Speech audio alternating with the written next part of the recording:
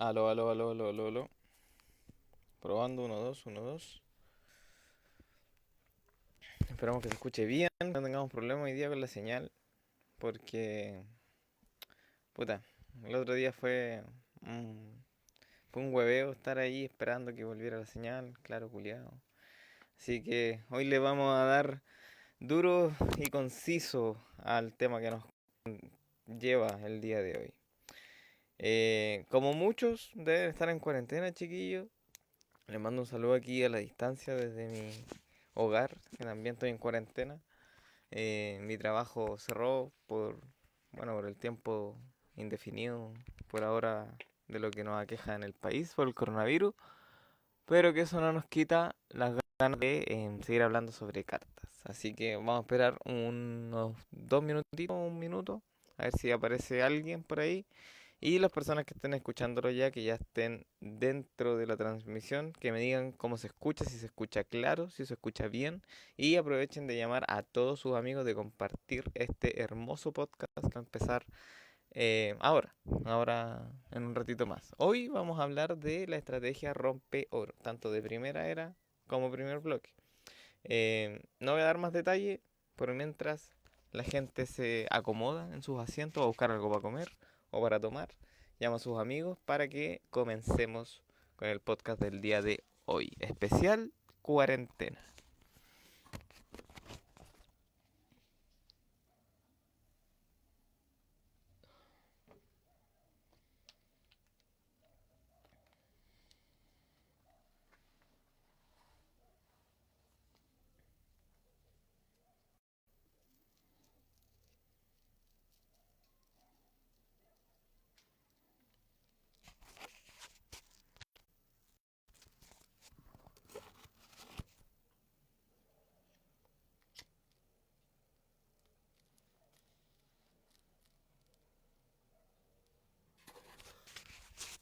A ver, aquí tenemos a Carlos Salazar. Dice, se escucha bien, broca. Excelente. Ya vamos a comenzar nomás al tiro porque siempre que empiezo con peros y cuestiones, termina siendo un podcast de 2 horas y la verdad es que es bastante desgastante para mi voz al menos. Muchachos, como les decía al principio, hoy vamos a conversar sobre la estrategia rompeoro, tanto en primera era, que fue donde nació toda esta hermosa estrategia amada por muchos, odiada por otros, y también lo que conllevó la creación de la estrategia rompeoro en primer bloque, que a pesar de que se tomaron muchas ideas de primera era, la verdad es que son totalmente diferentes, por un tema de mecánica, un tema de habilidades, por varias cosas. El día de hoy no quiero dejar en claro cuál es mejor o cuál es peor. En mi opinión personal, la mejor estrategia rompeoro siempre va a ser primera era porque fue el que puso las bases en este caso y finalmente el que fue desarrollando esa estrategia conforme iban sacando las eh, ediciones en este caso. Y primer bloque, por otro lado, fue el intento de volver a traer esas estrategias que se utilizaban desde antes, pero que tenían que adaptarse a una nueva mecánica, a un nuevo conjunto de habilidades y a un montón de nuevas cosas. Así que de eso vamos a hablar hoy, muchachos. Vamos a nombrar algunas cartas, algunos combos básicos y algunas mecánicas básicas de esta estrategia, tanto en primera era, que es por donde vamos a comenzar, y luego para terminar el primer bloque. Así que me van a esperar unos 2 minutitos. Vamos a esperar si llega alguien más. Llamen a todos sus conocidos y comenzamos.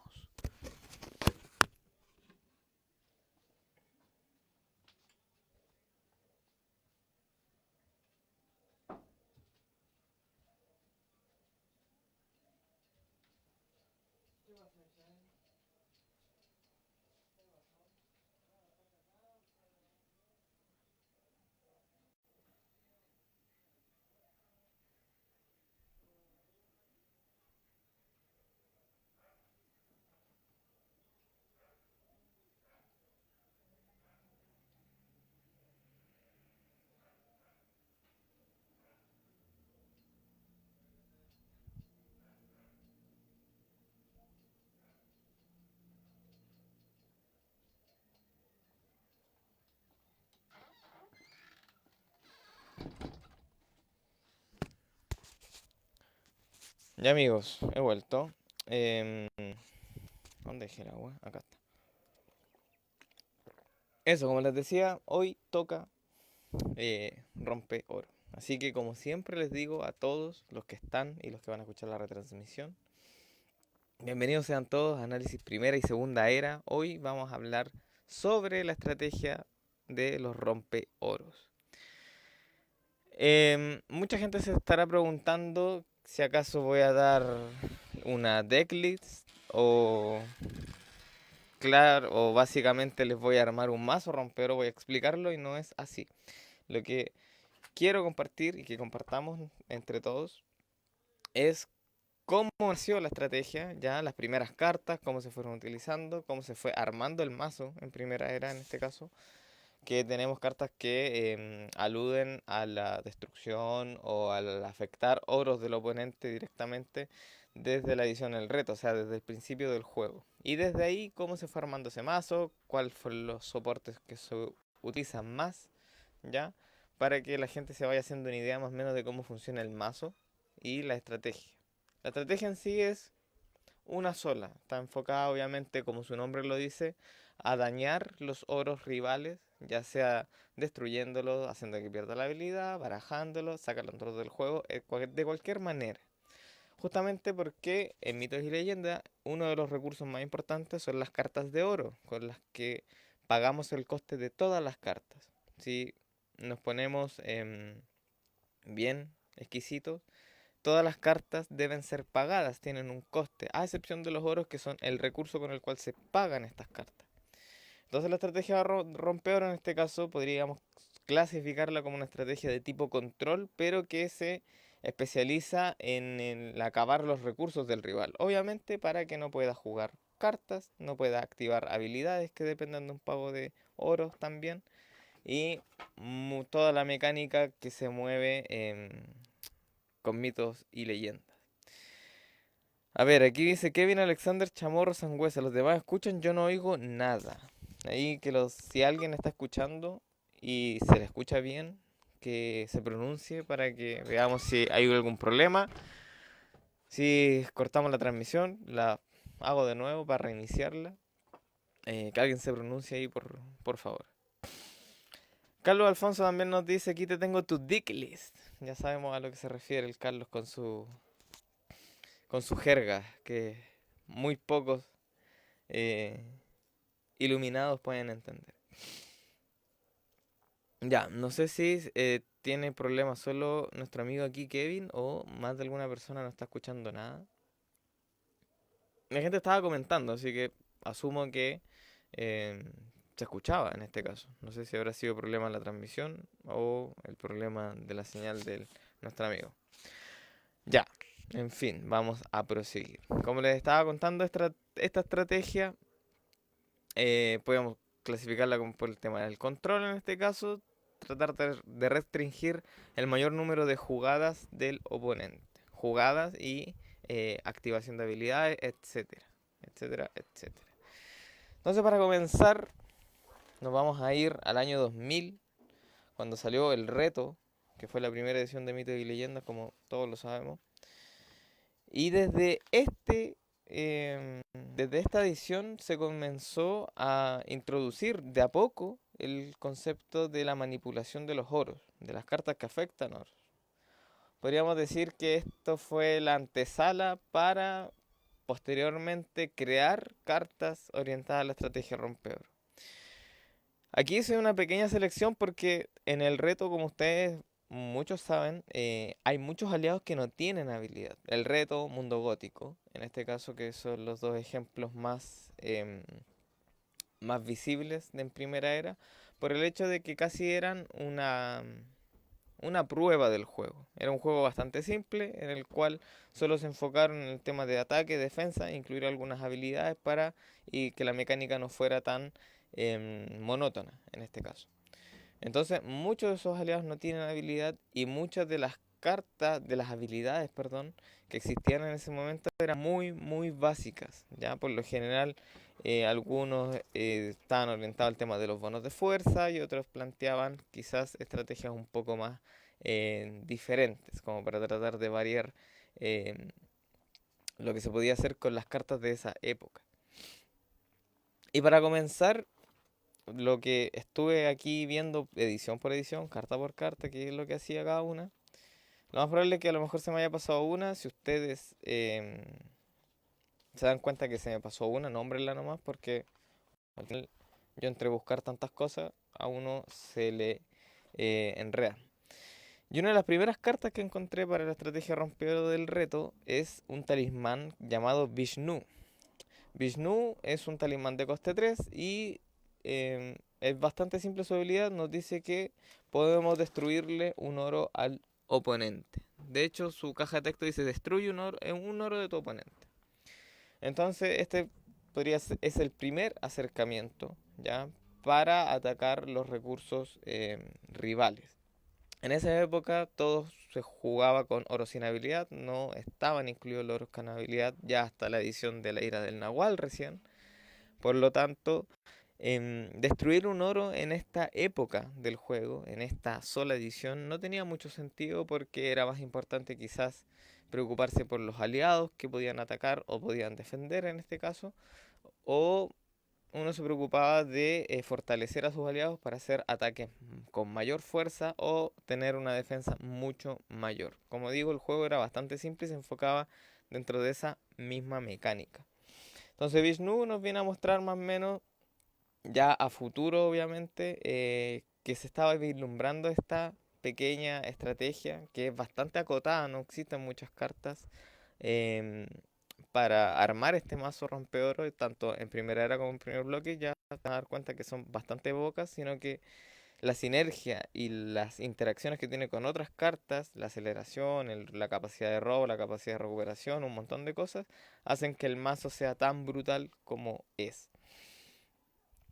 Luego de Vishnu nos saltamos a otro talismán también, que yo encuentro que es mucho mejor que Vishnu, ¿ya? Y también pertenece a la cultura india. Vishnu en este caso es una de las tantas divinidades que tienen los hindúes. Y la carta que voy a mencionar ahora es Indra. Indra también viene de la religión hinduista, de toda esta concepción de que tienen muchos dioses. Y Indra es un talismán de coste 2 eh, y nos dice que podemos mirar la mano de nuestro oponente para poder descartarle una carta de oro.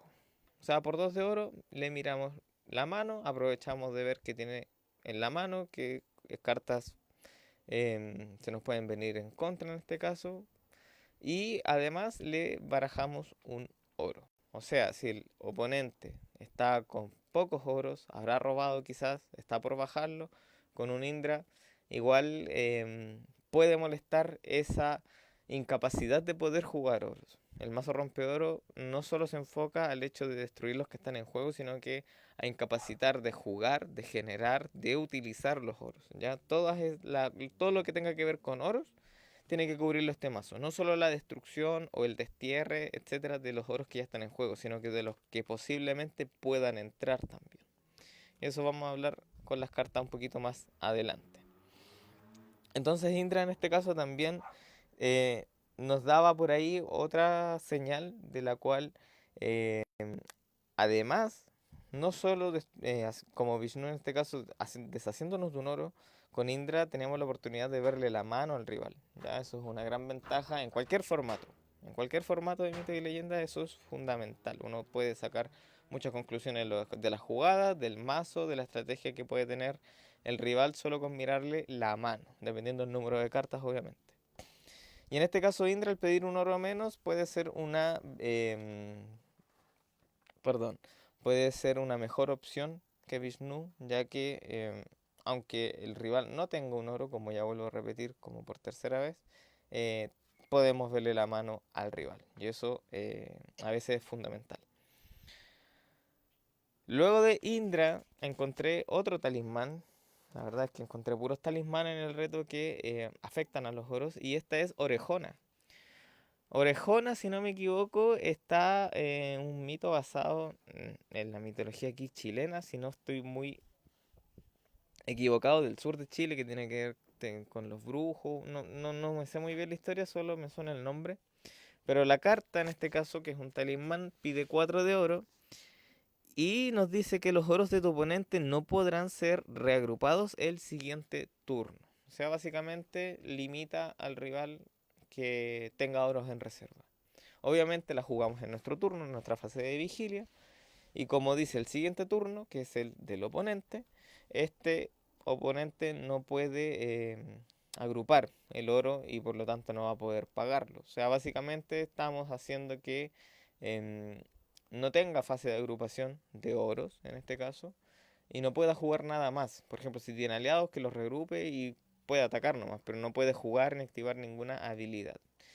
Puede ser bastante bueno al momento de utilizarlo, pero vamos a ver más adelante que esta carta no está ni por lejos cerca de lo que significa crear realmente una estrategia rompeoro. Estos tres talismanes que acabo de nombrar, que son del reto y del reto Orejona, creo que es del reto X con el Indra, no estoy muy seguro, em, son la punta del iceberg, ¿ya? Son pequeños rasguños que hizo el equipo Salo en ese tiempo para mostrarnos quizás una estrategia que en primera era una de las más cabronas, una de las que siempre se ha usado, siempre se usó y la gran mayoría de nosotros lo ocupamos, porque es buena, sí, es soda, sí, también. Eh, pero el hecho es que, como vamos a ver, siempre se juega casi igual, igual, tiene muy pocas variantes. Tiene variantes, sí, muchas. Quizás no tantas como otras estrategias, como otros mazos, pero se van a dar cuenta que las cartas claves, que es el punto al que voy, siempre se van a repetir, siempre van a ser las mismas. Así que vamos a avanzar a la siguiente edición, que es Mundo Gótico. En el reto la verdad es que esas fueron las tres cartas que encontré más relevantes con el tema de los oros y al parecer no hay más. Si alguien, por favor, como vuelvo a repetir, em, sabe de otra carta, que lo nombre para que también la mencionemos, no se pase ahí por debajo del radar.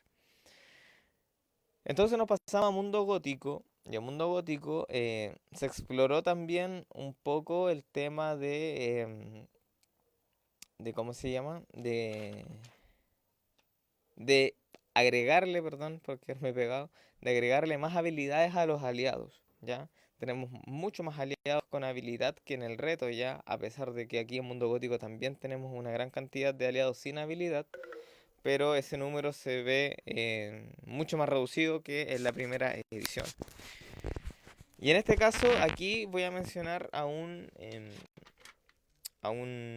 aliado, en este caso, que es un cazador, y su nombre es Emboscada. Emboscada es un cazador que pide 3 de oro y a 2 de fuerza. Y Emboscada dice que si ataca y no es bloqueado, destruye un oro de tu oponente. O sea, podemos elegir un oro de nuestro rival si ataca y no lo bloquean. En este caso podemos utilizar algún arma que lo haga imbloqueable o alguna otra habilidad que no le permita no ser bloqueado. Dentro de Primera Era, para mí, yo no soy un experto, pero según mi experiencia, lo que he jugado, em, el tema de los imbloqueables es casi como otra estrategia, otro mazo, otra raza. La verdad es que esa es la impresión que me da a mí, porque tú cada vez que vas a ver un mazo que tenga imbloqueables, estas cartas van a desaparecer, no existen, porque a pesar de que pida un requisito de no ser bloqueado para activar una habilidad, en las cartas que pueden ser imbloqueables o que atacan con el mazo imbloqueable, no te piden nada. Es ataque puro y duro. Entonces, en este caso, esto es un paréntesis en realidad. Cartas como emboscada que dicen que no puede ser bloqueado para activar una habilidad que es bastante buena, que es romper un oro en este caso. Se ven opacadas o se ven fuera de esos mazos o muy lejano a poder combinarse con cartas porque la verdad el esfuerzo de que haga daño mejor lo utilizo con un aliado que pueda generar más daño y por ende pueda hacerme con la victoria mucho más rápido que estarle destruyendo los oros uno por uno al rival. Pero aún así, emboscada en su época, yo recuerdo que sí se jugaba ya en esa. En, cuando salió Mundo Gótico también existía, eh, había muchos bonificadores, entonces por lo tanto en Guerra Talismán uno siempre jugaba algo. Por ejemplo, lo que yo siempre recuerdo que se jugaba de un Talismán del Reto, Huitzilopochtli, que pide uno y da fuerza 3, da 3 de fuerza hasta el final del turno, entonces se podía cambiar. Sin embargo, con la salida de futuras cartas, esta carta en este caso, y bueno, como algunas otras de las que nombré, también fueron quedando en el olvido. Indra, por lo general, igual se ve, mucho más que Vishnu, la Orejona y todo eso. Y Emboscada, por lo general, en el mazo racial, puede que ahí tenga un brillo especial. Aquí tengo un comentario de Diego Díaz Muñoz y nos dice que Pixis, un talismán de coste 3 del reto que dice que por el turno el oponente no puede utilizar sus oros. A ver si lo tengo por acá. Pixis, parece que no lo tengo. No es probable que se me haya pasado. Bueno, a ver. Eh, que por el turno no puede. Ah, ya, por el resto del turno no puede utilizar sus oros. Ya, es como una especie, bueno, vamos a verlo más adelante, como una especie de Sachila que no te permite utilizar. Bueno, Sachila es un poco más cabrón, pero esa impresión me da ese talismán. Igualmente, no es probable que se me haya pasado la revisión, pero este talismán también es muy similar a lo que mencioné con el tema de la orejona, ¿ya? Que a pesar que la orejona impide que tú reagrupes, en este caso Pixis hace que tú no puedas utilizarlos, que de igual manera queda inutilizado el recurso en este caso. Por eso les decía, el mazo rompeoro no solo se especializa en destruir o sacar del juego oros del campo de juego, sino que inhabilitar su utilización, su generación o cualquier tipo de interacción que nosotros tengamos con esa carta, ¿ya? Así que súper buen dato ahí el de Pixie. La verdad es que a mí se me había ido por completo. Eh, ya.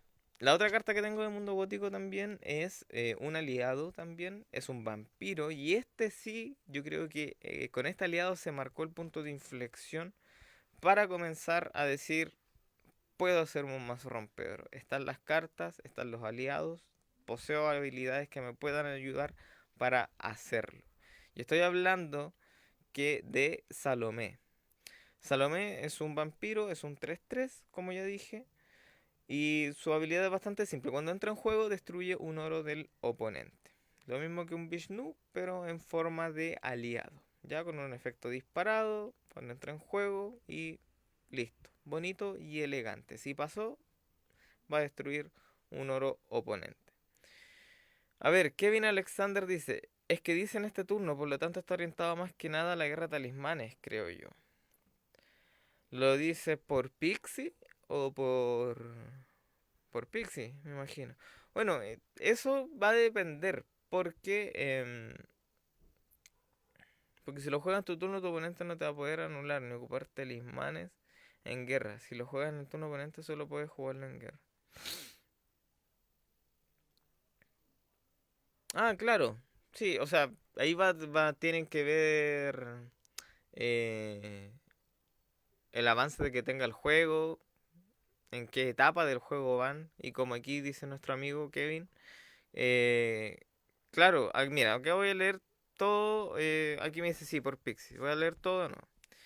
Pixie, como ya lo dijimos, Talismán de coste 3, dice que por el resto del turno el oponente no puede utilizar sus oros. Y aquí Kevin nos dice, es que dice en este turno, por lo tanto está orientado más que nada a la guerra de talismanes, creo yo. Porque si lo juegas en tu turno, tu oponente no te va a poder anular, ni ocupar talismanes en guerra. Y si lo juegas en el turno oponente, solo puedes jugarlo en guerra.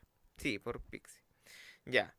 Para hacerlo cortito, para que no nos alarguemos tanto ahí, comparto la opinión con Kevin en este caso, justamente eh, porque si yo lo juego en mi turno, en este caso no me preocupo de que mi oponente me juegue nada en guerra, pero en este caso va a depender mucho, va a depender mucho. Quizás es mucho más conveniente esperar a una posible guerra de talismanes que el oponente quiera, ¿ya? Recordemos que muchas veces la guerra de talismanes uno la fuerza para poder jugar algo, para poder jugar un talismán, valga la redundancia, o activar alguna habilidad que nos vaya a beneficiar. Por eso mucha gente lo encuentra tonto a veces, que tiene aliados, que tiene, por ejemplo, que está bien equipado, que está bien armado, y finaliza sin ninguna razón. Justamente muchas veces uno hace eso porque no quiere generar una guerra de talismanes. Independiente de que yo empiece con la prioridad o el rival, no quiero que se genere esa situación porque algo va a pasar.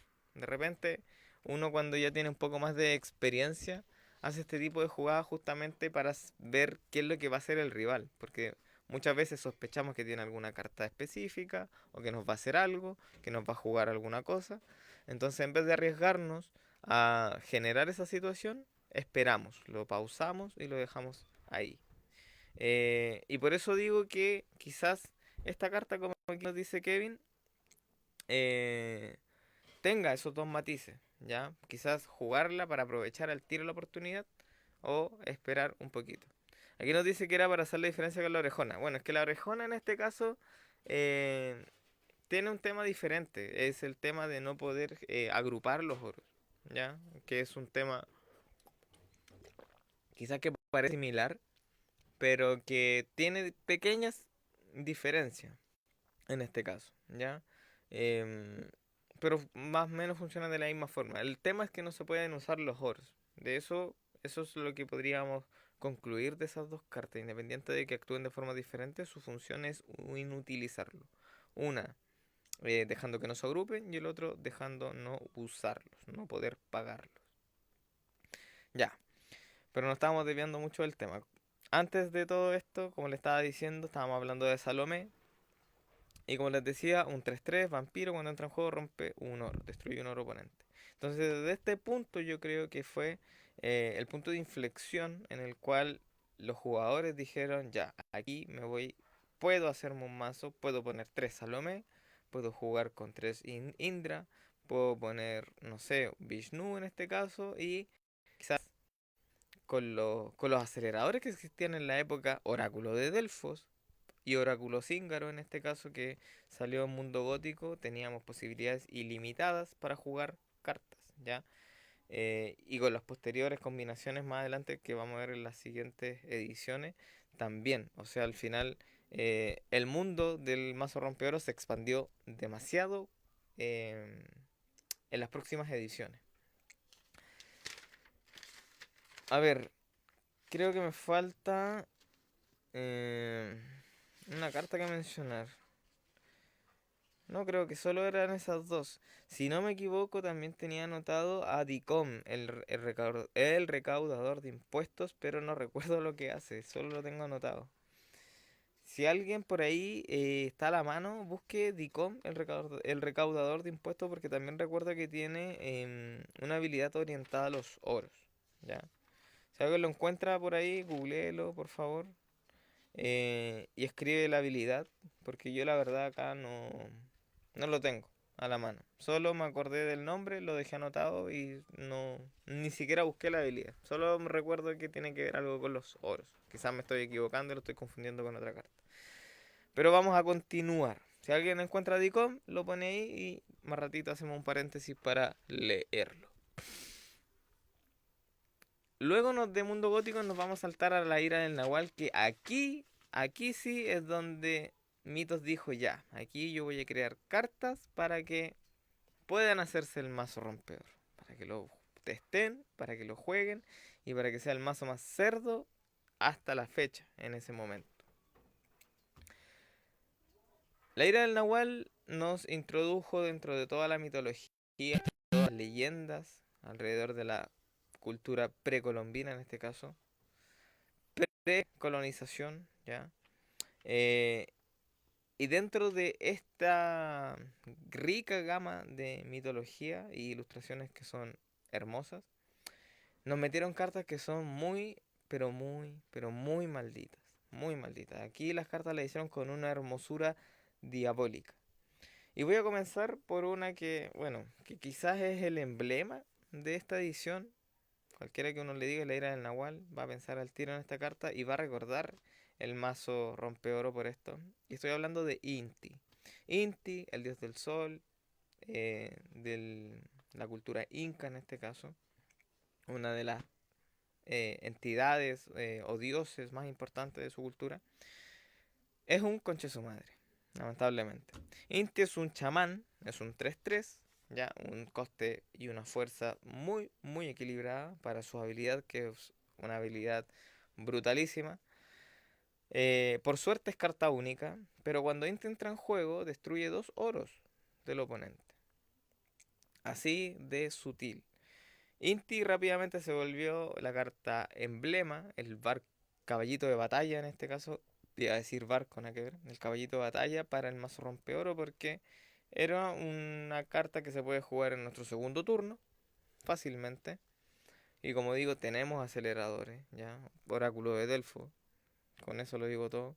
Y jugarla rápidamente en los primeros turnos para atrasar el juego rival era hermoso, o sea, era una jugada básica, de manual casi. Entonces Inti rápidamente se volvió, como vuelvo a decir, la estrella del mazo, pero además, no solo el Aire del Nahual nos dio aliados en este caso como Inti para el tema de los oros, no hay muchos más aliados que afecten a los oros como de tal magnitud como esta carta, por eso digo que es como la carta emblema, sino que le dio un poco más de soporte. ¿A qué me refiero con soporte? Otros tipos de cartas. Como por ejemplo, otra también muy recordada, muy odiada por muchos, casi baneada de el formato. Y estoy hablando de Totem de Guanaco. Totem de Guanaco tiene algo muy especial porque a pesar de ser un tótem, y por lo general los tótem no cambian mucho el juego, por si hay muy pocos tótem en la historia de mitos y leyendas que cambian el juego de una manera tan brusca, tan radical, o que alteran el campo de juego tan bruscamente. Y Totem del Guanaco uno lo ve y dice, es un tótem tan bonito que tiene 2 de oro, pero tiene una de las habilidades más hincha pelotas de la vida. Porque mientras Totem del Guanaco está en juego, a tu oponente le cuesta 1 oro más jugar sus cartas. O sea, aumenta el coste de todas las cartas del rival en cualquier parte de la zona de juego en 1. ¿Ya? Si una carta cuesta 2, cuesta 3. Si cuesta 3, cuesta 4 y así. ¿Cuál es el gran problema? ¿Cuál es la gran em, maldición de Totem del Guanaco? Que en su época, al ser una chaya, en realidad es una carta cortesana, puede ir por 3 en un mazo sin problemas. No tiene una restricción, no es carta única, entonces por lo tanto, por su coste, en 2 turnos o 3 turnos ya tenemos los 3 plantados y cada carta en nuestra mano, en nuestro mazo, en nuestro cementerio va a costar 3 oros más. ¿Cuál es el empate que se puede hacer? Que nosotros también podemos jugar con Totem del Guanaco, ¿ya? O sea, ahí se puede equilibrar un poco la cosa y a ambos nos van a costar un ojo de la cara jugar cada carta. Pero ahí está la igualdad de condiciones.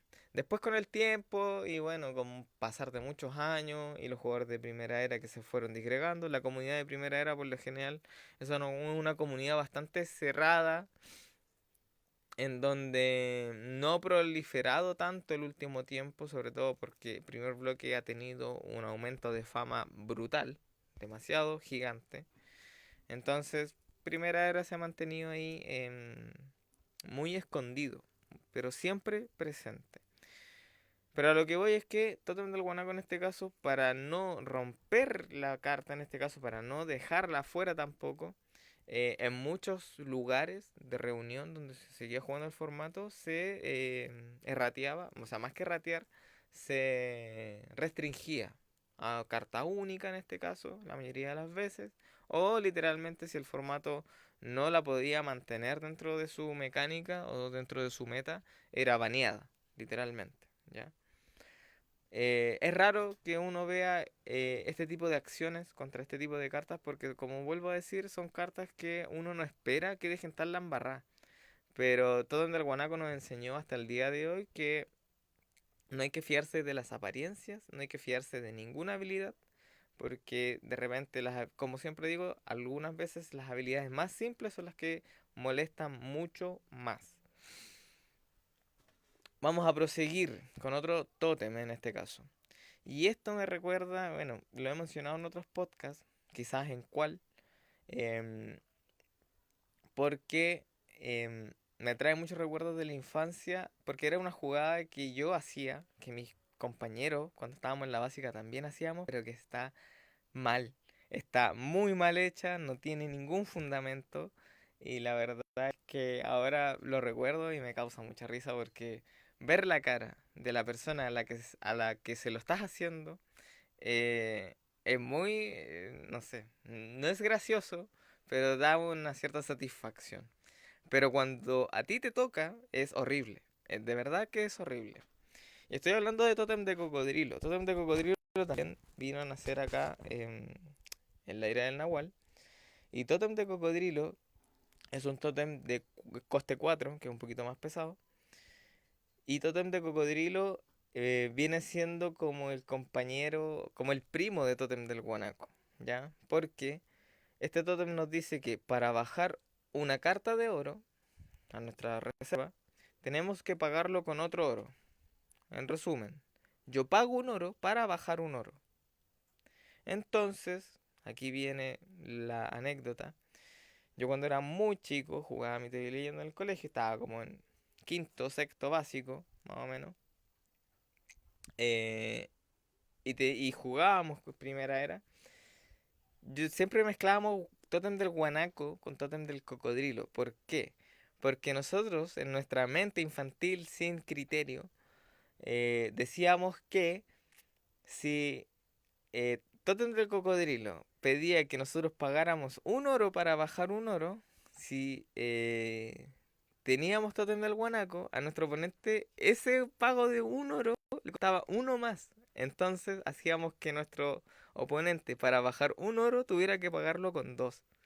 No sé si a alguien más le pasó, si alguien más lo hizo, si alguien que esté escuchando a lo mejor se va a cagar de la risa, pero es real, es una anécdota totalmente real. Tengo testigos, tengo un amigo que es Julio eh, Zurita, que de Chillán, y le mando un saludo, ojalá que esté escuchando esta cuestión, que siempre jugábamos Mito y Leyenda y hacíamos esa wea, que está muy mal hecha, chiquillos, no lo hagan, no lo hagan en su casa, nunca lo enseñan, ¿ya? Es la peor trampa que puede existir. Así que si a alguien más le pasó esa talla, que lo deje por ahí. Pero siempre me voy a acordar de esa super combinación, guanaco con todo el cocodrilo. Pero dejándonos ya fuera de broma, todo un cocodrilo, en este caso, se ve en algunos mazos rompeoro, pero se ve más oculto por el tema de que existen muchas más cartas útiles y rápidas para controlar el juego con los oros en este caso. ¿Por qué? Porque Totem de Cocodrilo igual es una carta bastante lenta, que a pesar de que nuestro rival tenga que pagar un oro, si nosotros no lo logramos jugar en los primeros turnos o la jugamos cuando nuestro rival ya tenga muchos oros, no viene mucho al caso tener una copia de esta carta o más de una, horas tres, no sé. Es muy versátil. Si tenemos la capacidad para jugarlo dentro de los primeros turnos, perfecto. Si vemos que nuestro rival ya tiene más oros, no tiene mucho que ver.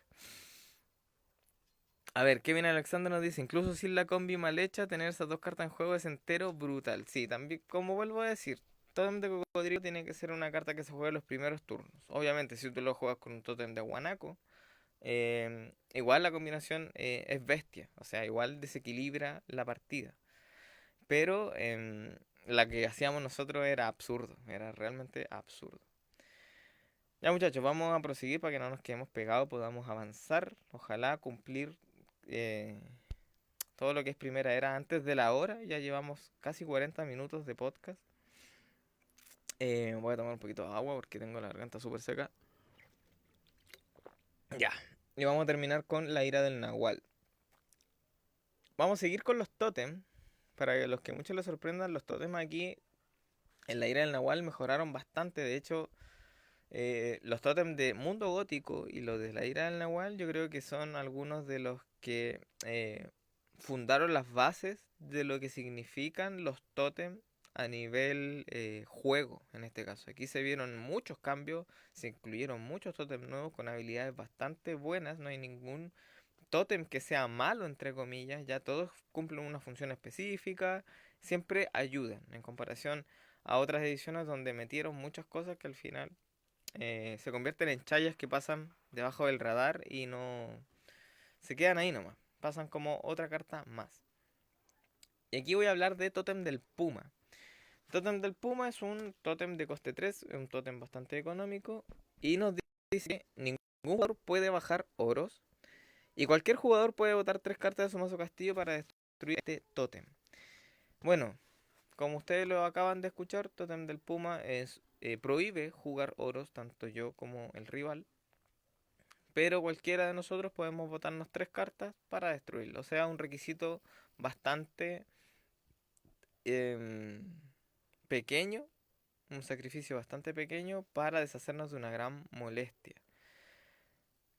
Se dan cuenta que cuando ya avancemos en otra edición, voy a nombrar una carta que va a hacer que Tótem del Puma quede completamente en el olvido. Pero realmente en el olvido porque no es culpa de Tótem del Puma. Tótem del Puma es una buena carta con quizás una mala ejecución. Una buena idea con una mala ejecución, ¿ya?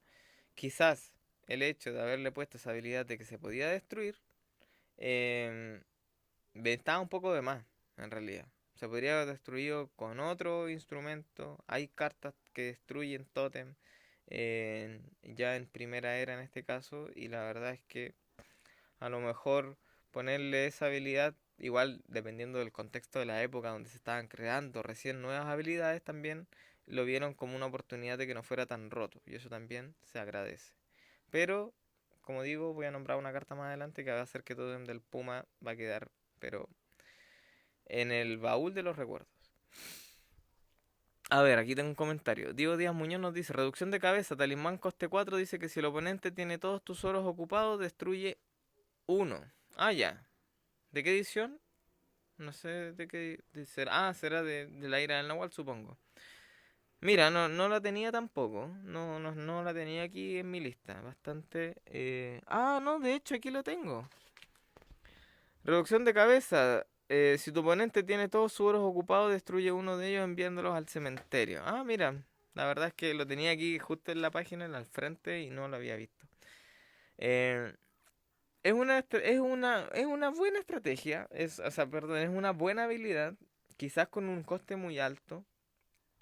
Pero se me hace imaginación que este es como un tatarabuelo del joyero. Ya, joyero pide 4 de oro también, pero ganamos el control. En cambio este, con la condición de que todos los oros estén pagados, recordemos que hasta esta época no existía Yasakani. Ya, Yasakani es la gaita de primera era.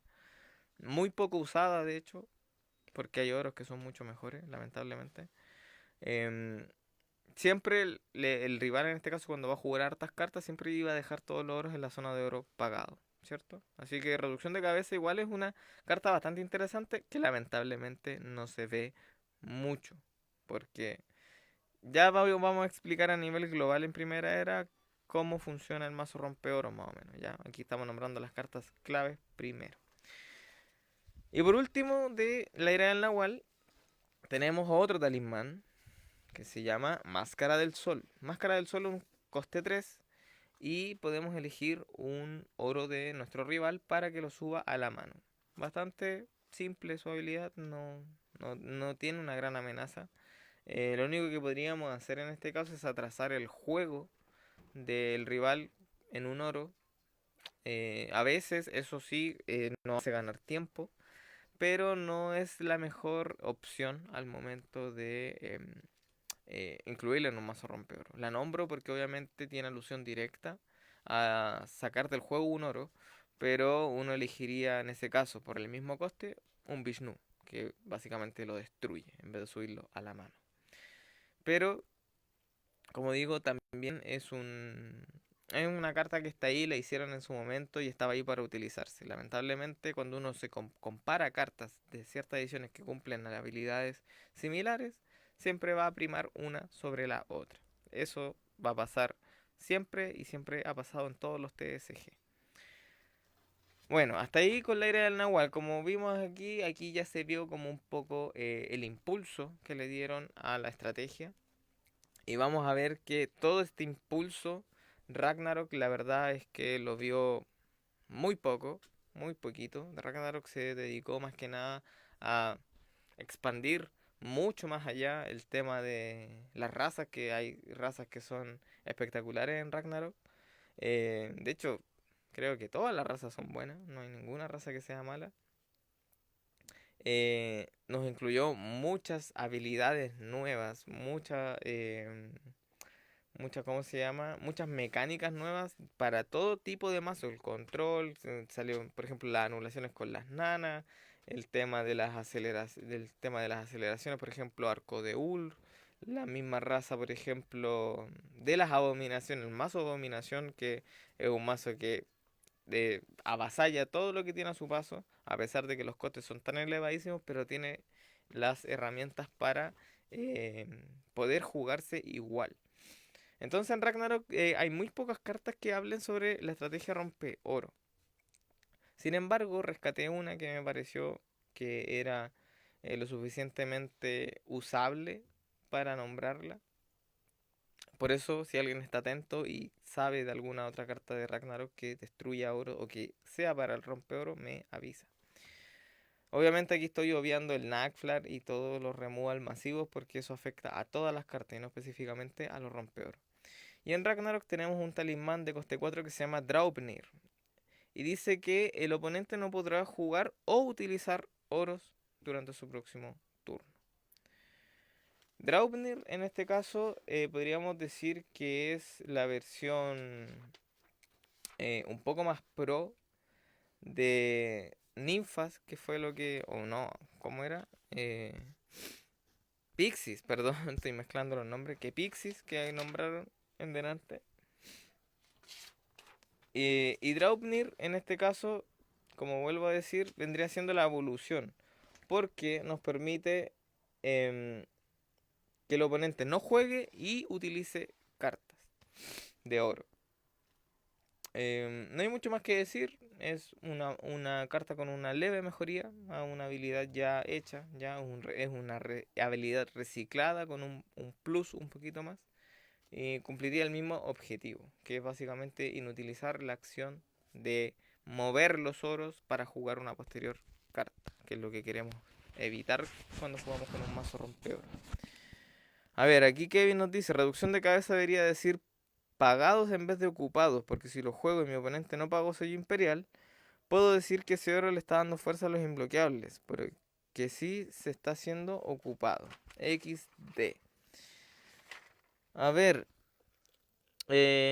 claro, lo que pasa es que, o sea, si nos ponemos a hablar sobre la redacción de las cartas en primera era, la verdad es que habría que reformatear el 90% de las cartas, porque la redacción en ese tiempo es cosa de ver el reto, cosa de ver algunas cartas de Ragnarok, en este caso, en donde la redacción y el entendimiento en las cajas de texto es casi críptico. Muchas veces se nos habla em, de ¿cómo se llaman? Hay muchas redundancias, hay muy poca explicación, hay muy poca síntesis en lo que se trata de expresar en la caja de texto, entonces uno tiende a confundirse. Por ejemplo, en esto hay muchas habilidades que aluden a aliados de tipo dragón o tipo caballero, siendo que en esa edición no existen las razas y por lo general uno se tenía que guiar por la ilustración, que muchas veces se malinterpretaba. En Ragnarok, por ejemplo, si no me equivoco, esta carta, Matador de Gigantes, si no me equivoco, dice que un aliado duplica su fuerza por turno. Entonces mucha gente en este caso pensaba que cada turno la fuerza se duplicaba, en este caso, sin ninguna restricción. Y no es así. Entonces, em, todas estas falencias gramáticas ya, de síntesis, de redacción, em, son un chiste, son chascarros que le pasaron a Mito y Leyenda, nunca lo arreglaron y la verdad es que nunca se van a arreglar, porque la gente ya sabe, pero sí entiendo el punto aquí de Kevin, con el tema de los oros pagados, pero se entiende que ocupados en este caso y muchos de esos chascarrillos de las cartas se aluden a una palabra más técnica o a una resolución mucho más técnica que ya con la experiencia del juego uno ya sabe a lo que se refiere. Uy, perdón, pero estoy un poquito resfriado. Entonces, como les decía, Ragnarok pasó sin pena ni gloria por el tema de los rompeoros, a excepción de la carta que les nombré. Eso sí, para hacerlo un poquito, para no hablar tan poquito Ragnarok, eh, aquí en Ragnarok se dio la primera idea para frenar un poco más en seco la estrategia del rompeor con un tótem que es Alfheim, si no me equivoco. Si no me equivoco, a ver. O Niflheim, ¿cómo se llamaba? Si alguien me ayuda, si alguien está atento, ¿cómo se llama el tótem que evita que tus oros sean destruidos, que es de Ragnarok? ¿Alfheim o no? ¿O estoy leseando? Sé que pide dos y hace eso. No recuerdo su nombre. Bueno, el que lo recuerde, por favor, que lo escriba. Entonces, podríamos decir que fue el abuelo de la casa de Estia. Que la casa de Estia, de hecho, es uno de los tótem más usados cuando jugamos con removal masivo porque protege a todos nuestros oros. Pero eso vamos a hablar después. Luego de Ragnarok nos saltamos a la cofradía. La cofradía esto fue como una catarsis para mucha gente porque rescataron y recopilaron muchas cartas, algunas muy buenas, otras muy inútiles, y esas cartas inútiles las transformaron en algo que son bestial. Solo voy a dar un ejemplo que no tiene nada que ver con el caso, Chuar. Chuar es un aliado de la era de Nahual, no tiene habilidad y todos sabemos lo que hace el Chuar de la cofradía. Solo con eso lo digo todo. En la cofradía, ya que estamos hablando de la ira del Nahual, se reeditaron, por decirlo así, más que reeditar, se les dieron facultades nuevas en esta edición a dos aliados fundamentales para el mazo rompeoro que ahora sí ustedes van a decir, ya con esto y con todas las cartas que ya nombramos, tengo el mazo listo. Con este mazo voy y no lo dejo jugar ni un turno a mi oponente. Y el primer aliado del que voy a hablar es Sachila. Sachila es un cazador, raza cazador. Originalmente no tiene habilidad, pero en la cofradía le dieron una habilidad bastante particular, que es que cuando Sachila entra en juego, nuestro oponente no podrá jugar, utilizar ni generar oros en su próximo turno. O sea, no puede hacer nada. Es la evolución de todo lo que vimos. Es la evolución de Pixies, más Draupnir, más un montón de cosas. Ya, a Sachila solo le agregaron el hecho de que no puedan generar. ¿Para qué? Para frenar el oráculo, que también salió aquí en Cofradía, el oráculo de Delfos y otros talismanes que generan oros. Cacería del Peyotl, y Iat, que es una carta de un gorila que genera 2 oros también. Entonces, eh, esta carta apareció justamente para frenar también esa estrategia, porque a pesar de que el mazo rompedor estaba teniendo un poco de éxito, los generadores de oro salvaban muchas veces al rival, pero con Sachila no había opción. A ti te jugaban un Sachila y tu única opciones en tu próximo turno era o atacar o finalizar robando una carta, nada más. Una carta que está ya para cerrar el juego, que es puro control, es solo control, ¿ya? Por lo general se juega en las primeras turnos, justamente para que tú no tengas oportunidad de jugar y yo tranquilamente pueda desarrollar mi estrategia. A ver, aquí Diego Díaz Muñoz me dice, sí, se llama Alfheim el Totem de Ragnar. Ya, muchas gracias a Diego por estar atento y dejar el nombre ahí. Y Kevin dice abajo, me dieron pura ganas de jugar Primera Era. Bueno, amigos, Primera Era es quizás... ¿Es un formato roto? Sí, está roto por muchos lados. Pero es entretenido jugarlo. Es entretenido porque quizás marcó nuestra infancia, un montón de cosas. Y sobre todo con con los subformatos, con algunas restricciones que se le pueden hacer, el juego, el formato, quiero decir, mejora de muchas maneras. De muchas maneras. Así que hay primera era para rato.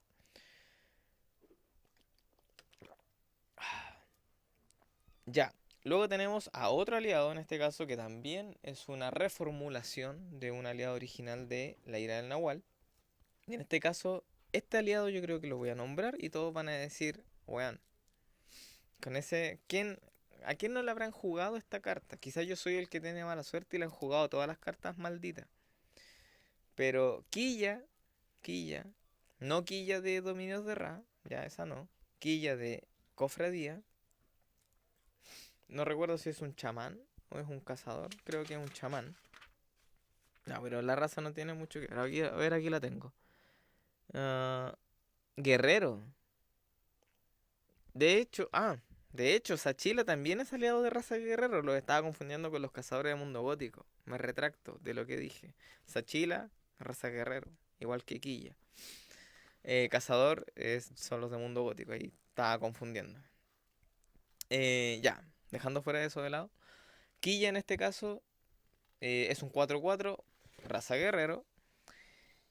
Y nos dice que mientras Quilla... o sea, voy a leerlo textualmente. No se pueden jugar al, oros mientras este aliado esté en juego. Esto obviamente juega para ambos, para mí y para el rival. ¿Cuál es la gran diferencia? Es que si yo juego con un mazo rompeoro, le destruyo o le saco del juego la mayor cantidad de oros posibles a mi rival y juego una quilla, ya lo tengo dominado. Lo tengo listo, como se dice. Puedo jugar Sachila, puedo seguirle jugando cosas para destruirle oros y mi oponente se va a ver incapacitado de jugar los oros, aunque los tenga en la mano. Lo único que él podría hacer sería generarlo. Por eso existe el Sachila, por eso existe un montón de cartas que, bueno, de las que hemos nombrado, que sirven justamente para ir aumentando ese agobio por querer utilizar o jugar los oros. Para hacerlo bastante como en síntesis, para después que no nos alarguemos tanto, imaginen esto, imaginen esta jugada que le están haciendo. Primer turno, hagamos cuenta que es un mazo sin restricciones de primera era.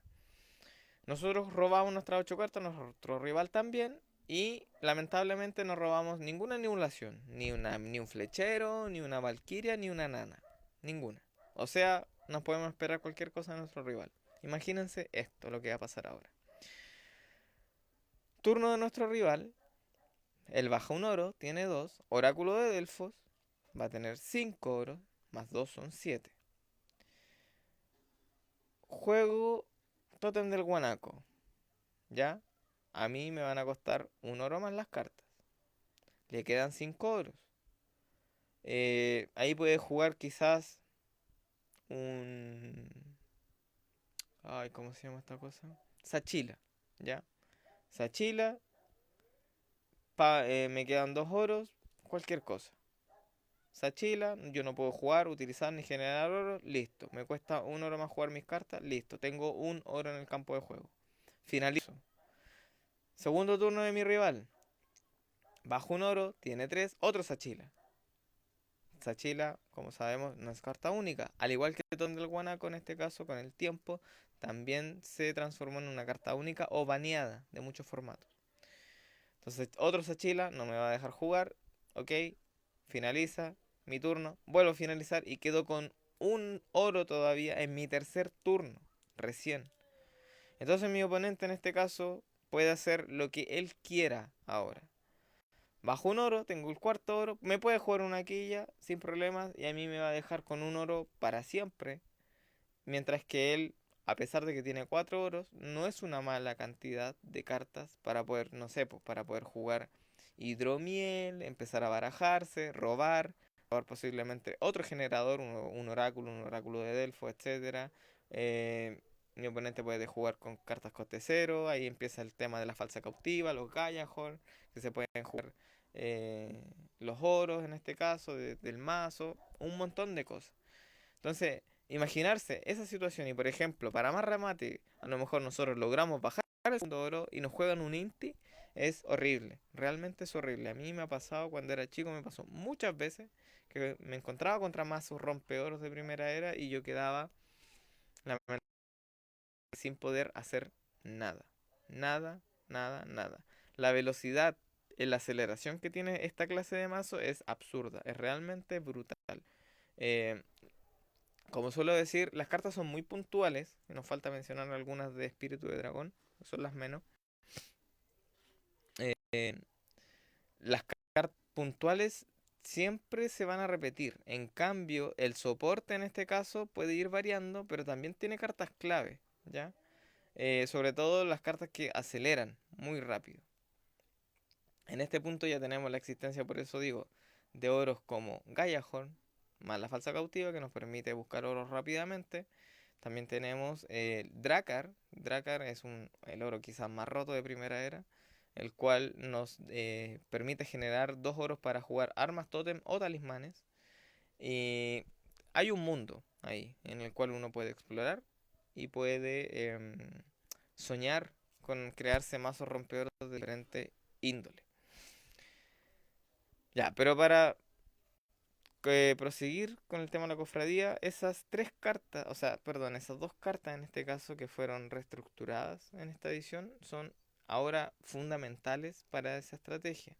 Si ustedes quieren jugar con amigos y a sus amigos no les molesta que usted ponga 3 Achila y 3 Totem del Guanaco, pueden jugar felices, pero en la gran mayoría de los torneos de hoy en día que se celebran en algunas comunidades, van a estar restringidos por razones no obvias, pero para que no se rompa la esencia del juego y no todos vayan en su mazo con 3 Totem del Guanaco, con 3 Achila, no todos vayan con el mazo rompeor. ¿Ya? O sea, no sé si se entiende, porque a pesar de que uno no tenga un mazo rompeoro, jugar un Totem del Guanaco, tenerlo por 3 en cualquier mazo, es un dolor de cabeza. Y vamos a pasar a la parte final de primera era. Ya a ver, llevamos 1 hora con 2 minutos. Vamos a pasar a Espíritu de Dragón.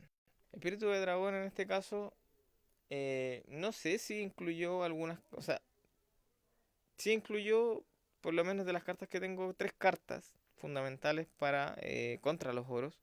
Y 2 cartas que no están pensadas para los oros, pero que se les dio un buen uso para el mazo rompeoro. Voy a empezar con las cartas rompeoro, por decirlo puras. En este caso tenemos Kayakuyutsu. Kayakuyutsu es un talismán de coste 3 y nos dice que podemos elegir un oro con habilidad del oponente y este pierde todas sus habilidades y es destruido. O sea, solo funciona con oros que tengan habilidad, ¿ya? Nada más. Podríamos decir que es, ¿cómo decirlo? Un pariente de Vishnu. Vishnu dice destruye un oro. Aquí Kayakuyutsu especifica que sea un oro con habilidad para que pierda la habilidad y se destruya. Em, Ahí quizás, no recuerdo muy bien si en primera era hay algún oro, en este caso, que se pueda proteger. Aparte de espada real que se protege de habilidades de aliado. em, o que haga algo si es destruido.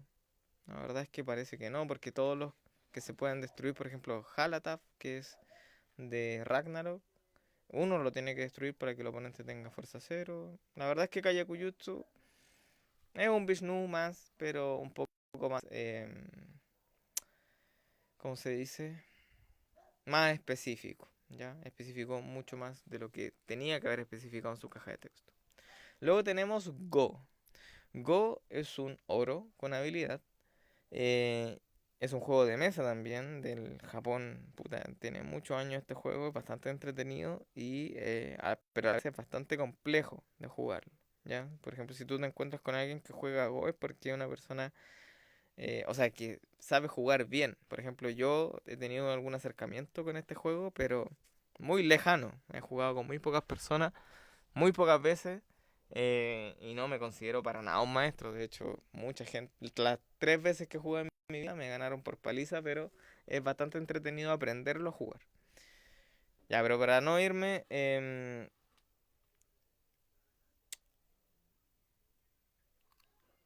mira, antes de seguir, aquí Kevin nos dice, hay uno en Ragnarok que dice que si destruyó buscador y lo pone en juego. Ya, ese es Gaiahorn, sí, es Gaiahorn. Eh, claro, Kayakuyutsu en este caso lo más probable es que se haya hecho para eso, para poder destruir Gaiahorn sin que el oponente active su habilidad, porque hace que pierda la habilidad y luego es destruido.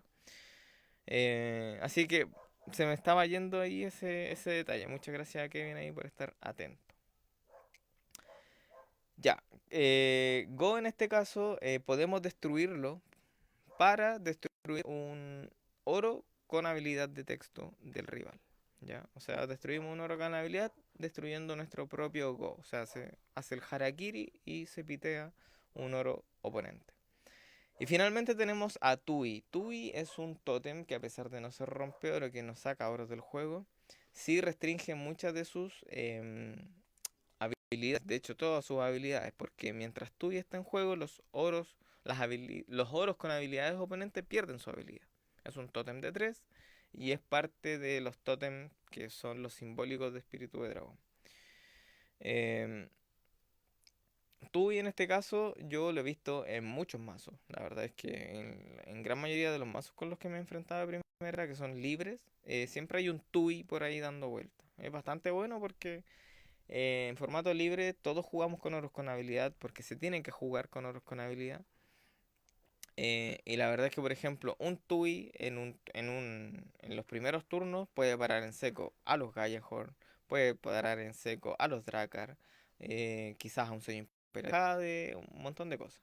A los Teatro Kabuki, a la Espada Real, a todos esos oros que son bastante molestos. Así que Tui, a pesar de que no saca oros del juego, como ya vengo diciendo, eh, nos ayuda a frenar un poco la estrategia que tiene el rival con esos oros.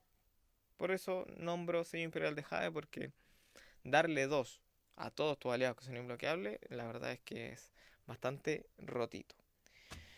Y nos quedan dos cartas de espíritu de dragón para que terminemos con primera era. Me van a esperar un minuto, voy a ir a buscar un poquito más de agua, porque se está secando la garganta, y seguimos, terminamos con primera. Así que no se vayan, espérenme 2 minutos.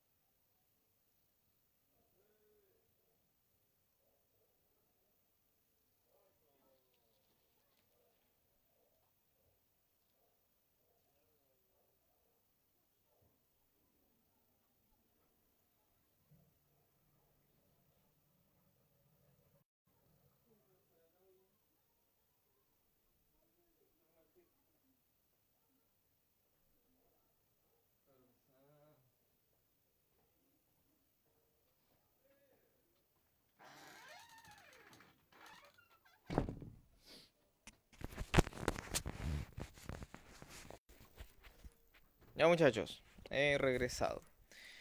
Eh, a ver, llevamos 1 hora con 8 minutos. Algo. Ya nos quedan dos cartitas de espíritu de dragón. Luego de esto vamos a hacer ahí un pequeño repaso por toda la estrategia. Cuáles son los mazos más, o sea, el mazo más usado, más o menos el que yo tengo concepción del mazo rompeoro para darle fin a primera era. ¿Y qué les parece si mañana seguimos con primer bloque para que no hablar tanto, para que este podcast no sea tan largo como todos? Eh, y así después lo puedan escuchar con calma, no tengan que mamarse 2 horas y de repente las ideas se confunden, se van un poco. Así que les propongo eso, que terminemos ahora con esto, hacemos un repaso general y mañana seguimos con todo lo que refiere a primer bloque. Si les gusta, bacán. Si no les gusta, lamentablemente van a tener que aceptarlo porque es lo que pienso hacer. Eh, ya, nos queda dos cartas que son dos talismanes, como decía, de espíritu de dragón, que al principio no se pensaron para la estrategia rompeoro, pero dadas sus habilidades, cayeron como anillo al dedo para esta estrategia. Estoy hablando de Dokoenjutsu y de Feng Shui.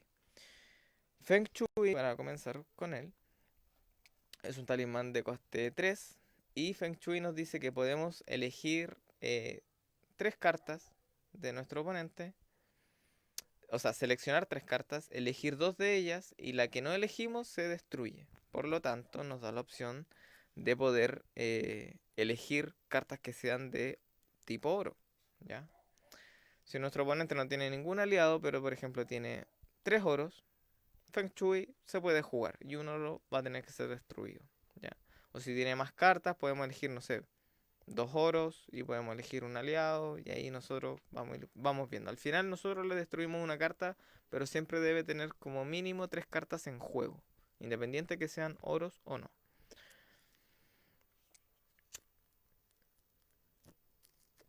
Ahí Feng Shui se ganó un lugar privilegiado en varios mazos por esa razón, porque al ser un talismán, que por lo general es barato, se puede jugar los primeros turnos. En los primeros turnos, ¿qué es lo que más tenemos en el campo? Oros, en este caso. Entonces, se puede jugar sin ningún problema.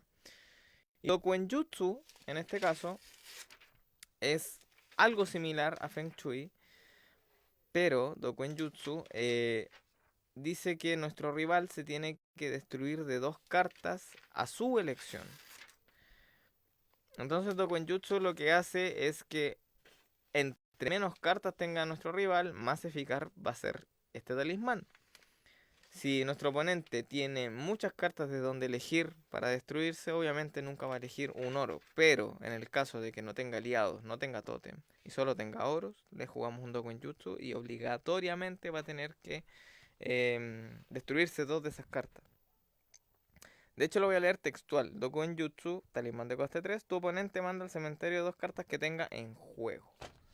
Así de bonito y elegante. Y como vuelvo a decir, son cartas que no se pensaron para el mazo rompeoro. Pero si nosotros tenemos un mazo un poco más rápido, que haga un poquito más de daño, o que nos permita reducir en los primeros turnos tanto el juego de oros, o destruirles oros, y le queden, por ejemplo, no sé, tres cartas en el campo, obviamente va a tener que hacer un sacrificio. Em, Esa vendría siendo como la última carta de las que pillé por acá, que tienen que ver alusión directamente con afectar a los oros dentro de Primera Era. Como ya vieron, pasamos por las 5 ediciones: El Reto, Mundo Gótico, Lera del Nahual, Ragnarok, Cofradía, Espíritu de Dragón. Bueno, son 6 en realidad, me equivoqué. Em, y como se pudieron haber dado cuenta, la estrategia en sí es muy, muy, muy simple. Como ya dije, el soporte es muy importante. Por lo general, un mazo rompeoro debería jugar con todos los generadores de oro: Oráculo de Delfos, Oráculo.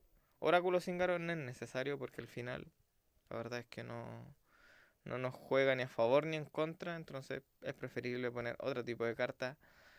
Y ahí vamos a empezar a jugar. Si queremos jugar sin restricciones en este caso, lo más tradicional del mundo es poner, por ejemplo, 3 totems del guanaco, si es que se puede permitir, en su defecto poner uno. Inti, que siempre va a ir, sí o sí. Mucha gente juega con Salomé, 2 o 3 Salomé, incluso 3 Salomé. Quilla, que tampoco puede faltar.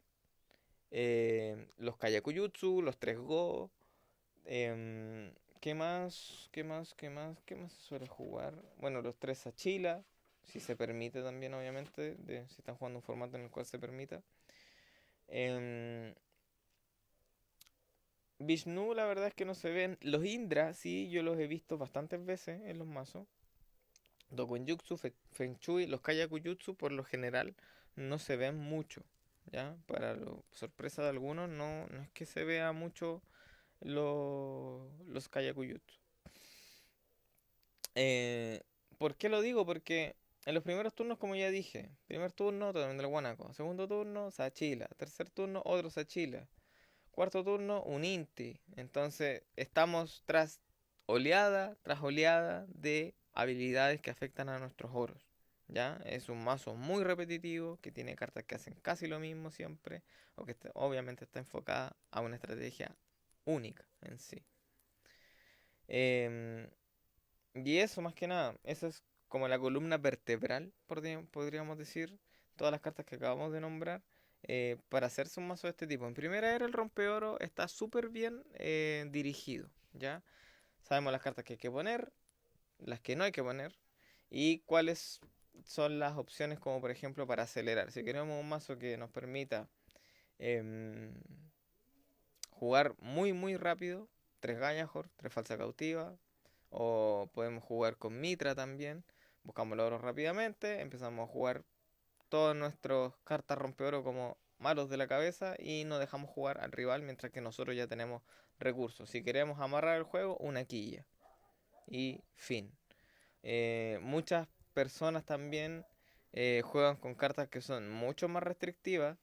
Y por ejemplo, cuando ya hacen que el oponente no tenga más oros, no sé, juegan un vikingo, una abominación, que son cartas que ya restringen tanto el juego de talismanes, el ataque. Ahí hay un mundo por explorar en primera era que es el cielo es el límite. Al igual que el primer bloque tiene un sinfín de combos y estrategias que a veces uno pasa por debajo del radar porque hay cartas que no se notan mucho. Eh, Aquí Diego Díaz nos dice, Dama de Hierro de Mundo Gótico, también rompe 2 oros pero pide 6 de coste. Dama de Hierro, creo que la he visto, pero ni me acordé de ella. Eh... Ah, sí, sí, sí, sí, sí. Aquí está, Dama de Hierro, talismán de coste 6. Destruye 2 oros de tu oponente. Mira, no sé, no, menos mal que se acordó porque no, no me había dado cuenta. Este talismán, de hecho, ahora que ya se me cayó la teja, era perfectamente jugable en su principio con Oráculo de Delfo. Ya, obviamente, pagar 6 euros para destruir toros del rival, como ya dije en el principio del juego, no era la estrategia más inteligente. Primaban otras necesidades que era destruir el castillo rival con ataque y defensa solamente. Pero como les decía, entre guerreros, o sea, perdón, entre Mundo Gótico y el reto, sentaron las bases de lo que es el rompeoro. Y dieron eh, como el primer trazo para seguir creando habilidades y creando mecánicas de juego para esta estrategia, que como les digo es bastante monótona, pero es muy efectiva. A ver, aquí Kevin nos tiene una pregunta. Dice, yo tengo una duda que no tiene mucho que ver con el tema rompeoro, pero como fuimos viendo edición por edición desde el reto hasta espíritu, me surge una pregunta. Lo que pasa es que recuerdo, es bastante larga la pregunta. Cuando iba en sexto básico jugaba mitos, pero en mi mazo tenía cartas de primera era y primer bloque, porque no tenía idea de que eran cosas separadas. Me pregunto si uno, una época en donde sí se mezclaban, o si apenas salió espada, dijo que de aquí en adelante es otra era aparte. De ser así, ¿cómo se informó eso en alguna revista en los kioscos Salo? A ver, por lo que yo recuerdo, primera era bastante viejo, es del año 2000, recordemos, ¿ya? Hasta el 2003, si no me equivoco, que fue 2004 que salió Espíritu de Dragón. A ver, por aquí tengo la... Ah, a ver. Espíritu de Dragón es del 2002. Estamos hablando de hace muchos años atrás. Muchos años atrás. 18 años atrás nos devolvimos en el tiempo. Mira, lo que yo recuerdo en este caso es que una vez que se anunció Espíritu de Dragón, luego se anunció, en ese tiempo no lo recuerdo si existía la revista Cubil, pero a través de Salo, de los kioscos Salo y a través de la propaganda que daban en televisión antes, porque antes daban propaganda de mitos y leyendas porque auspiciaban muchos productos, a Salo en esa época le estaba yendo muy baja y tenía publicidad en todos los canales.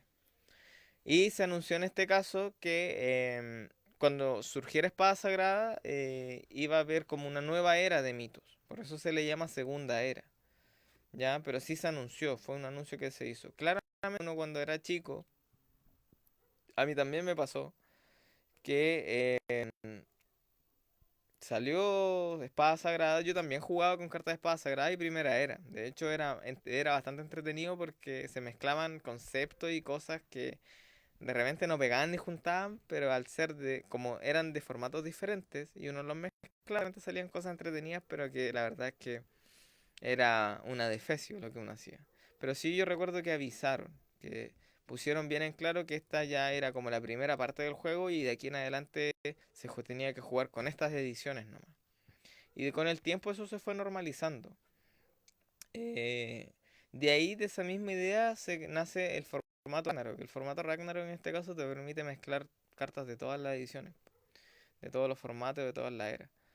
Pero después de la salida de Espada Sagrada, recordemos que cada 3 meses estaba saliendo una edición, entonces ya, o sea, perdón, 4 meses ya después teníamos Helénica, ya podíamos irnos mezclando y ya teníamos más claro qué tipo de mecánica se estaba armando en segunda era, bastante diferente a lo que es primera era, a pesar de que se parecen muchos conceptos, pero plantearon ideas y especificaron muchas cosas, muchas jugadas y muchas habilidades en primera era que no existían o que estaban no, o que básicamente se necesitaban para balancear el juego.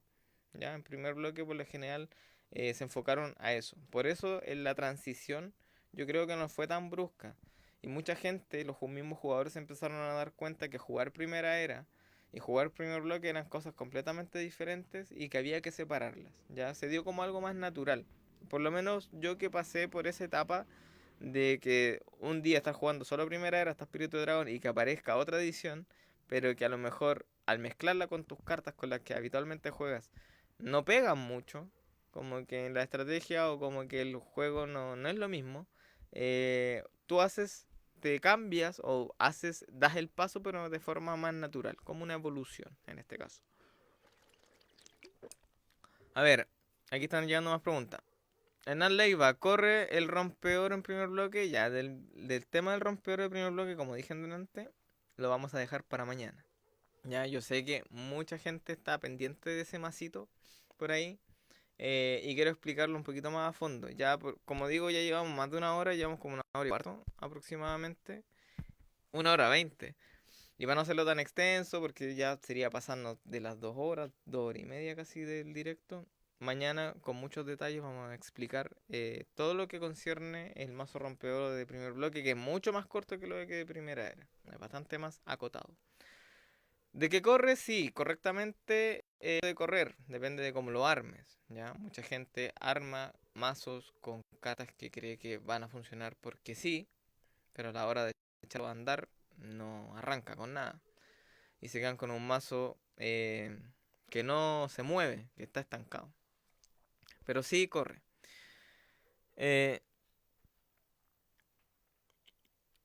a ver, Diego Díaz Muñoz, dispositivo engañoso de espíritu de dragón también rompe horas, pero pide coste 7. Creo que ese sí que no lo tengo por acá. Así que ese lo más probable es que no tenga conocimiento de él.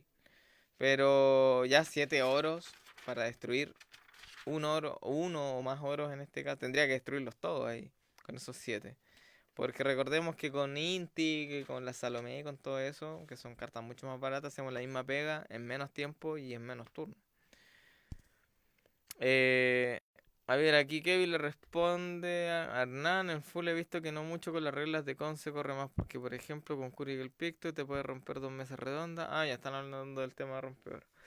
Ojo, el tema del rompeoro no solo existe porque la combinación de Curiel Picto y mesa redonda. Hay un sinfín de maneras de jugar rompeoro en primer bloque sin esas dos cartas. Ya, que obviamente sea un combo emblema y que sea un combo más utilizado, es una cosa.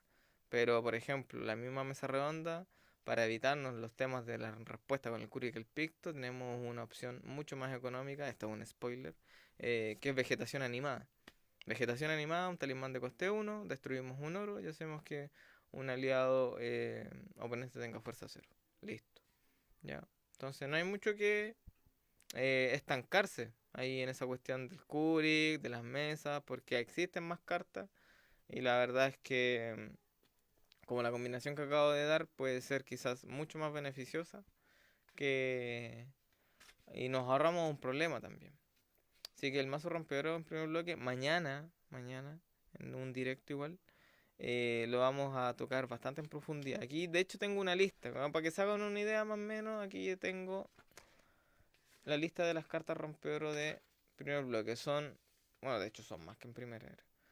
1, 2, 3, 4, 5, 6, 7, 8, 9, 10, 11, 12, 13, 14, 15, 16, 17, 18. 18 cartas.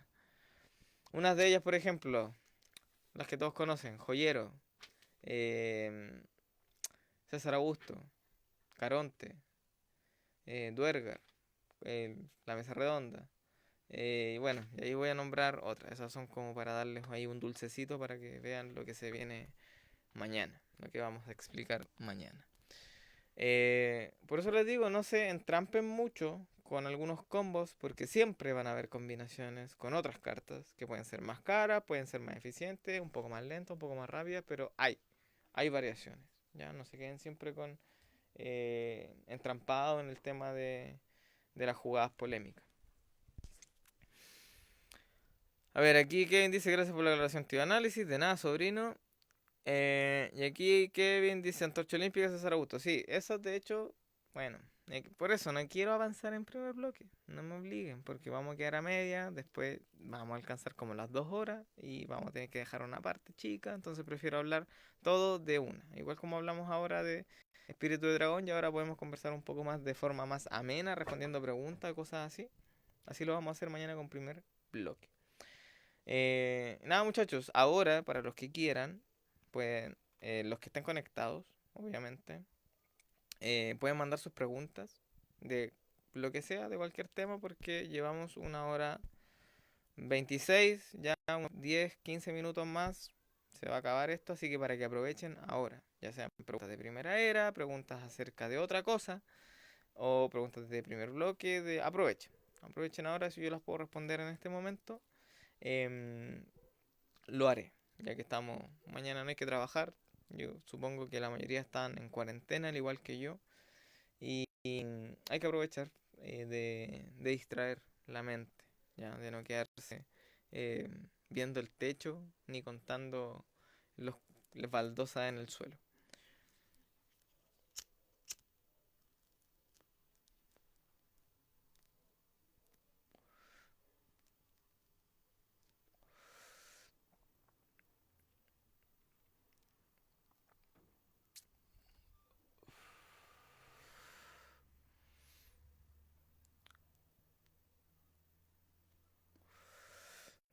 Ya, yo estoy en silencio porque me estoy fumando un cigarrillo, así que por eso digo, si tienen alguna pregunta, pregunten nomás, yo responderé dentro de los próximos minutos antes de que se acabe este hermoso espacio en el cual podemos hablar de nuestros formatos favoritos.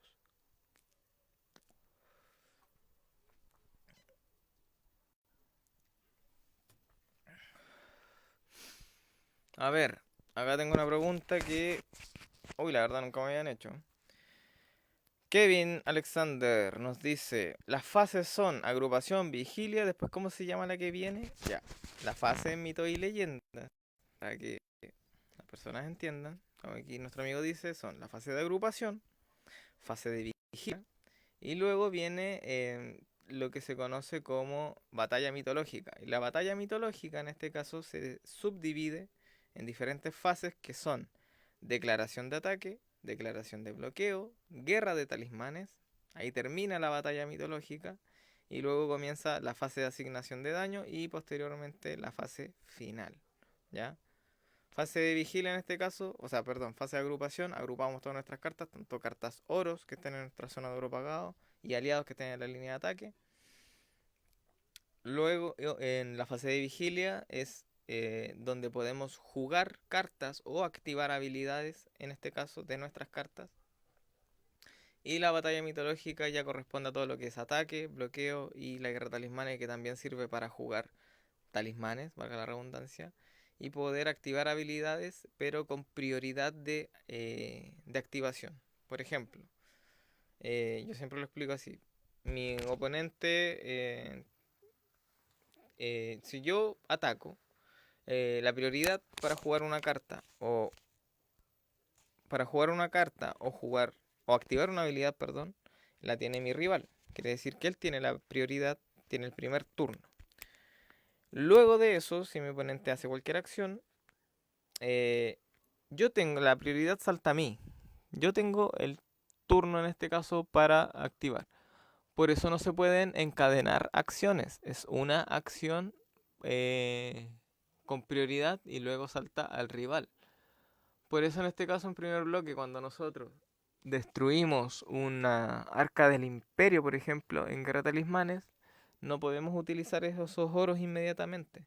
Tenemos que esperar a que nuestro oponente juegue o active algo o pase y nosotros podemos hacer uso de esos oros, ¿ya? Así, hasta que se acabe en este caso el tema de las prioridades y luego pasa la asignación de daño, que calculamos el daño de ataque y defensa, se pasan las cartas al cementerio y robamos en la fase final. A ver, aquí dice, Neferita puede desterrar a un kobold. La verdad es que, pucha, este tema es bastante antiguo.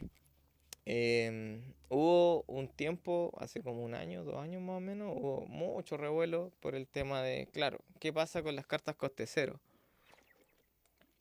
Se consideran para casos como en este caso, Neferite, que puede desterrar cartas. El consenso, yo recuerdo, no he vuelto a hablar con la gente con la que hablé. En ese tiempo tendría que consultarles como para que me dijeran, no, sí, sí llegamos a esto. Era que sí se puede, porque el T0 aún se sigue considerando un coste porque existen cartas que no tienen coste, ¿ya? Obviamente eso es un concepto más de primera era, donde existían los costes X, etcétera. Pero el coste cero, a pesar de que tú no estés pagando físicamente ningún oro, también se considera un coste, ya que las únicas cartas sin coste serían los oros. Por eso se salvan de muchos efectos. Em, en este caso, claro, entra la discusión por un lado de que con Neferite tenemos que desterrar físicamente cartas del cementerio para hacer efectiva su habilidad, pero ahí está el tema. ¿Es necesario que se muevan físicamente esas cartas? O sea, si hay un aliado coste cero, eh, ¿puedo mover 0 cartas? ¿Es válido? A ver, yo recuerdo que a lo que llegamos a conclusión era que sí se podía. Que las únicas cartas que tengan alguna alusión al coste, habilidades que afecten con un coste específico, las únicas cartas que se salvan en este caso son los oros porque no tienen coste. Eh, Pasa con muchas otras cartas que, por ejemplo, especifican, por ejemplo, Relámpago Arcano, que no puede afectar a oros, por el hecho de que dice que tiene que pegarse, el rival tiene que pegarse tantas cartas como coste tenga la carta. Entonces, al especificar ese coste, em, exenta las cartas de oro, pero todas las cartas de oro, otras, se pueden em, ver afectadas. Como digo, es un tema bastante antiguo. Esto está en los primeros directos, cuando esta página recién empezó. Están en YouTube por si acaso, son los primeros videos. Y hay un video especial, creo que de preguntas y respuestas, donde justamente sale esto mismo, pero de explicado en mucho más detalle. En mucho más detalle. Así que si tienen el tiempo, vayan al canal y en los primeros videos, los que están con imagen de hecho, donde muestro las cartas, em, lo van a encontrar por ahí. Por ahí anda esa explicación. En más profundidad porque la verdad ahora no recuerdo cuál fue como toda la conversación que tuvimos. Solo recuerdo que llegamos a ese consenso y por la pequeña explicación que les acabo de dar ahora. Ya, no sé si alguien más tiene una otra pregunta porque informo que son las 12:15 de la noche. Entonces, si nadie más tiene nada que preguntar, vamos a comenzar con las despedidas, muchachos. Como les digo, mañana nos vamos a poner al día con primer bloque. Todo lo que es la estrategia rompedor pero para primer bloque. Y nada, cuídense en la cuarentena. eh, por favor, no se vuelvan locos tampoco con la cuestión. Eh, Sino más bien traten de cuidar a sus abuelitos, si tienen papás que son mayores y cosas así, ¿ya? Todos sabemos que el sistema acá de salud vale caca y lo único que podemos hacer es cuidarnos entre nosotros. Así que nada, muchachos, espero que estén pasando ojalá una buena cuarentena, que no tengan ninguna mala noticia con respecto al coronavirus, al COVID-19, eh, que no los afecte ni afecte a ninguno de sus cercanos. ¿Ya? Como digo, no es para volverse loco, pero igual uno se preocupa por su familia, por la gente, por los grupos de riesgo en este caso. Todos tenemos abuelitos, todos tenemos tíos que son un poco más de la tercera edad. Y la verdad es que por ahí va la cosa. A ver, aquí Kevin dice, intenté verlos pero se escuchaba muy bajo, intentaré verlos de nuevo. Sí, mira, el gran problema de esos videos es su audio. Yo siempre recomiendo que los escuchen con audífonos al máximo volumen y aún así se va a escuchar bajo. Pero que los escuchen así, tienen que solo escuchar eso, ¿ya? O sea, tratar de ver el directo y solo escucharlo. Hay explicaciones de jugadas que, uff, la verdad es que, como digo, son los inicios de la página, pero son los inicios que pusieron enlaces, ¿ya? Ahí están la gran mayoría de todas las preguntas que hasta el día de hoy me hacen, pero ahí explicadas con dibujo, con peras y manzanas. ¿Algún mazo que le pueda ganar al Totem Control Guisa? Existen muchos mazos. Un mazo agro perfectamente le puede ganar a un mazo Control Guisa. Por lejos, por lejos. Existen muchos mazos. De hecho, hay muchos mazos que son anti-meta del Totem o del Control también. ¿Ya? Es cosa de ponerte, no sé, jugar con Atlántida, llenarte de Atlántidas, Águila Imperial. eh, y ahí, por ejemplo, con una Atlántida, una Águila Imperial ya puedes restringir a muchos de los aliados de raza control. Puedes jugar con Marco Antonio, te puedes hacer un mazo con... ¿Cómo se llama? Con un mazo restrictivo en este caso. Por lo general los mazos control siempre aluden a la búsqueda de cartas y puedes jugar con cartas como jugar con las llamas. Hay un mundo de cartas que son anti-meta que son muy muy buenas, ¿ya? Que por ejemplo, los mazos que se suele utilizar Fuente del Saber, que el mazo totem igual, hay una carta que se llama Jugar con las llamas, que la acabo de nombrar, y pide 3 de oro y no se pueden buscar cartas en los mazos castillos por el resto del juego. O sea, un mazo control que se base en el reciclaje de cartas, recuperación y búsqueda, muere, literalmente. De verdad, existen muchos mazos que le pueden ganar al mazo Guisa. De hecho, todos los mazos que se suelen utilizar contra los mazos de Guisa siempre va a llevar, no sé, las bolas de fuego, el consumir las aguas y por último una base de anulación básica. Dos dorados, o sea, perdón, un dorado, dos límite, un invocar chacales. ¿Ya? Como prevenir un tipo de jugada eso. Pero los mazos rápidos por lo general, el mazo reclutamiento rápido, el mazo agro, eh, sí, suelen ganar, suelen ganar. De repente el mazo guisa, el mazo control se entrampa mucho, necesita mucho tiempo como para amarrar el juego, entonces mazos más rápidos que le hagan mucho daño le pueden ganar con bastante ventaja. Aquí abajo dice uno plaga con 3 miserinos y Marco Antonio. Es más o menos lo que planteaba. Miserino obviamente también es un gran controlador al momento de enfrentarse contra la guisa. Ya, primer turno y la buscamos al tiro. Ya, como para que no moleste.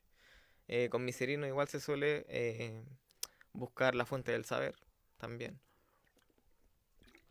Si lo jugamos en los primeros turnos. Así que bueno, ahí hay un mundillo de cartas, muchachos. Eh, Como les digo, bueno, mucha gente yo creo que ha llegado acá a la página por el grupo de WhatsApp, por la página de Facebook, así que sí que se los agradezco bastante.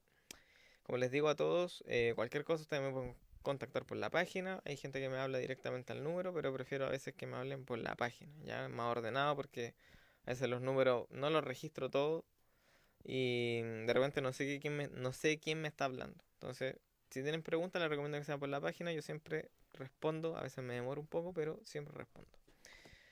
Em, Así que nada, muchachos. Yo me despido desde acá. Me voy a ir a acostar ahora. Y nada, cuídense, aprovechen de crear nuevas estrategias, de pensar en nuevos mazos. eh, y aprovechen de jugar mitos en la cuarentena. Aprovechen de practicar. Luego volverán los torneos y todo eso. Ya muchachos, me despido por tercera vez. Espero que estén muy bien. Quédense en la casita si tiene que salir. No salga a huevear. Y, y bueno, ustedes, la tele se ha preocupado de decirle a la gente que se lave las manos y toda esa cuestión, pero como les digo, hay que tratar de cuidarse entre nosotros. El sistema de salud acá lamentablemente vale hongo y la única forma de cuidarnos y cuidar a nuestros familiares es quedarse en la casa, no un maratón de Netflix, alguna wea así mientras esto pasa, muchachos. Así que nos escuchamos mañana, no se preocupen que ahí estaré. Muchas gracias por escuchar, muchas gracias a la gente que se ha suscrito al canal de YouTube, ya son más de como 305 personas. Eh, Así que eso, muchas gracias a todos, nos vemos mañana, buenas noches, hasta la próxima.